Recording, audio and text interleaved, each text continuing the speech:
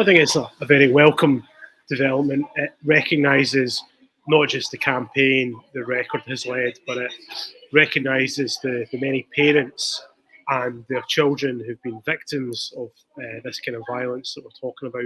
It recognises them coming forward and bravely sharing their own experiences, because the records campaign never would have got off the ground if it wasn't for these voices from parents coming forward and saying, look, there's a serious problem here and something needs to be done. We need an intervention at government level to kind of try and sort this out, because sadly, bullying in schools is not a new issue.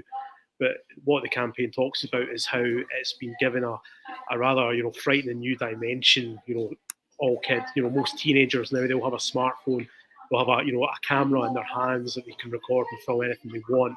And sadly, we are seeing example after example of kids filming other kids fighting, and it then being shared often really widely on social media platforms like Facebook or YouTube.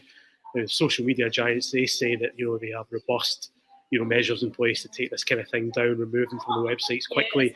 But so many times we've seen, and the record has highlighted, that they're not doing this anywhere near quickly enough, and not before thousands of people have potentially seen these videos. It was a sort of right-wing extreme viewpoint to want schools to reopen. And we're seeing the impact here. This is why kids haven't suddenly become more violent.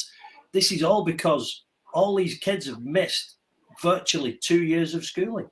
Well, Willie Rennie made that point last week. He explicitly linked the incidents of violence, or maybe the rise, to lockdown and some of the problems that have come out as a result of lockdown. Is that how you see it? Absolutely, yeah, no question. And I'd like to see the Scottish Government acknowledge that and say, we got this wrong. We are, Nicola Sturgeon should be apologising to the children of Scotland.